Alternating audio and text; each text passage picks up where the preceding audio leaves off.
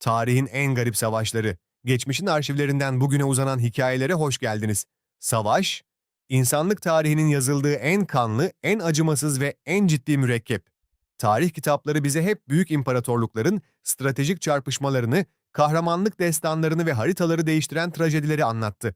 Ancak arşivlerin derinliklerine indikçe, savaşın her zaman bu kadar görkemli ya da mantıklı olmadığını görüyoruz. Bazen komutanların aldığı kararlar, bazen doğanın beklenmedik müdahaleleri, bazen de tamamen diplomatik bir unutkanlık. Tarih sahnesinde inanması güç olaylar yarattı. Bugün kılıçların ve tüfeklerin gölgesinde değil, insanlığın ve doğanın en absürt anlarının gölgesinde yürüyeceğiz. Bir fıçı içki yüzünden kendi kendini yok eden ordulardan, Avustralya'nın tozlu çöllerinde kuşlara karşı verilen amansız mücadelelere kadar. Karşınızda tarihin en garip savaşları, Şebeş Savaşı, bir ordunun kendine açtığı savaş. Takvimler 1788 yılının Eylül ayını gösteriyordu. Avusturya İmparatorluğu Osmanlı kuvvetlerine karşı büyük bir sefer düzenlemişti. Devasa ordusu bugünkü Romanya sınırları yakınında Şebeş kasabasının çevresinde kamp kurmuştu. Hedef netti: Osmanlı'yı durdurmak. Ancak o gece tarihin en büyük askeri fiyaskolarından biri yaşanacaktı. Her şey masum bir alışverişle başladı. Öncü Hüssar Birliği devriye sırasında Çingene tüccarlarla karşılaştı ve onlardan birkaç fıçı şarap satın aldı. Askerler içmeye başladı. Kısa süre sonra piyade birlikleri de içkiden pay isteyince kavga çıktı. Alkolün ve karanlığın etkisiyle yükselen sesler bir anda tüm kampı sardı.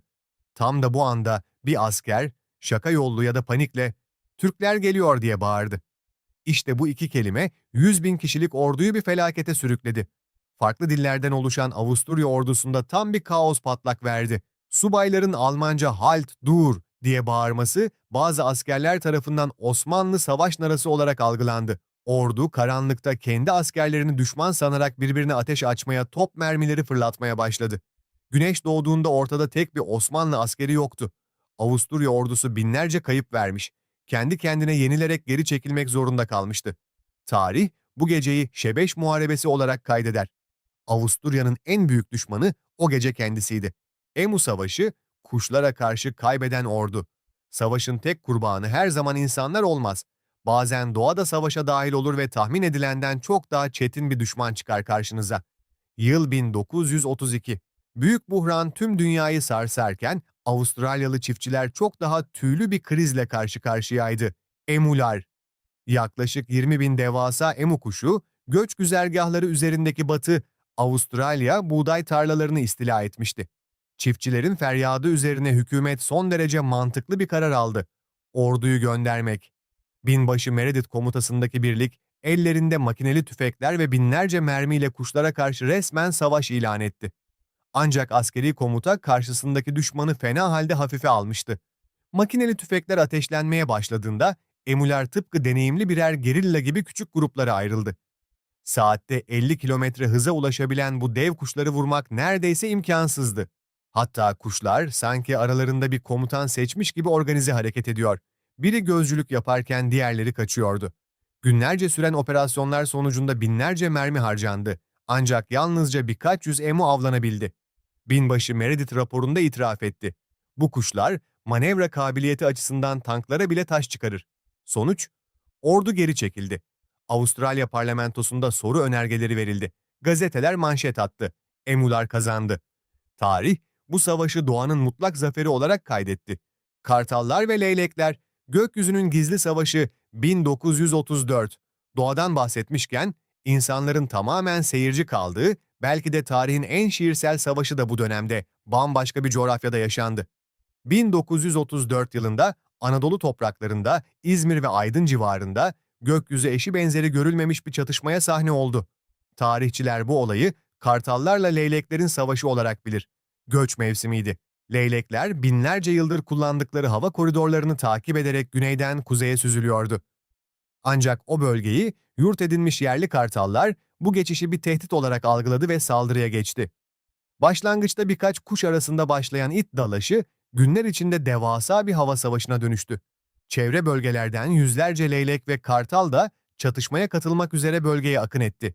Gökyüzü karardı. Yerdeki insanlar bu inanılmaz sahneyi şaşkınlık ve bazen dehşetle izledi. Kimi köylüler leyleklere yardım etmek için taş fırlattı, bağırdı. Ama gökyüzündeki savaş kendi kurallarına göre ilerliyordu. Nihayetinde leylekler sayısal üstünlüklerini kullanarak kartalların savunma hattını yarmayı başardı ve göç yollarına devam ettiler.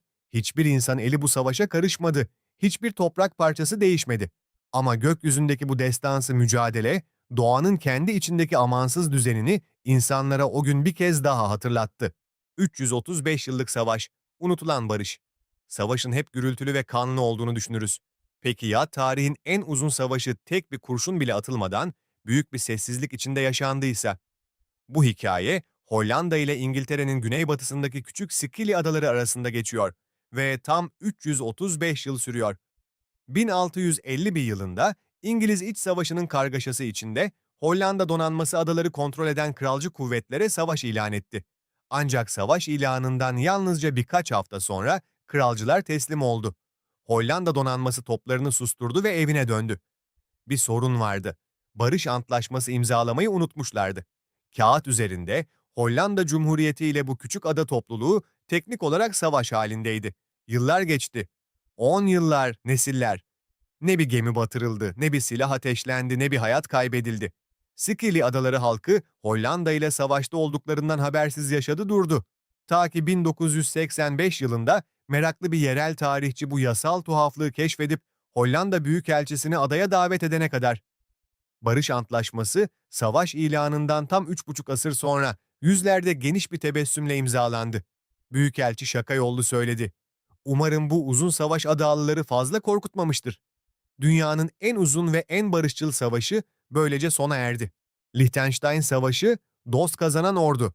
Ve son olarak, eğer bir savaşa gitmek zorundaysanız muhtemelen bunun Liechtenstein ordusunun katıldığı sefer gibi olmasını isterdiniz. 1866 yılında Avrupa'yı kasıp kavuran Avusturya-Prusya Savaşı günlerinde Küçük Prenslik Liechtenstein, müttefiki Avusturya'ya destek olmak amacıyla İtalya sınırını korumak üzere bir birlik gönderdi. Mütevazı bir kuvvet, 80 asker. Bu 80 adam sınıra gitti. Bölgeyi gözlemledi. Dağ havasını soludu.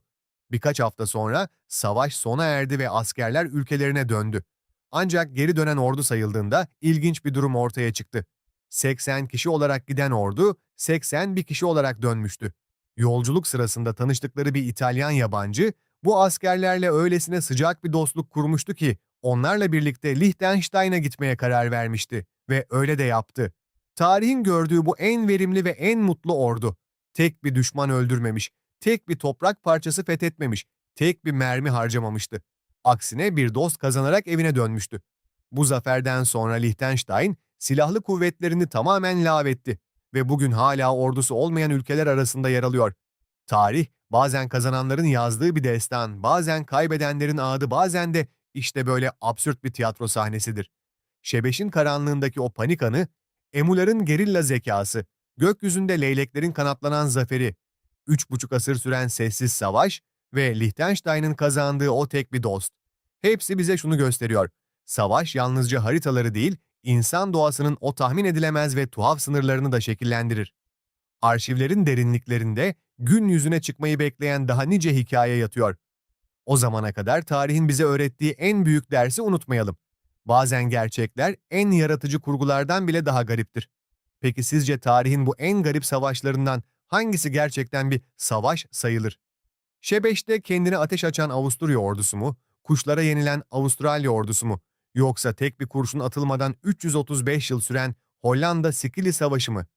Cevabınızı yorumlara yazın. Bakalım hangi savaş kazanacak? Bu videoyu beğendiyseniz beğen butonuna basmayı unutmayın. Her beğeni, arşivlerin derinliklerinden bir hikaye daha çıkarmamıza yardımcı oluyor. Kanala abone olarak yeni videoları kaçırmayın. Daha nice tuhaf, daha nice inanılmaz gerçek sizi bekliyor.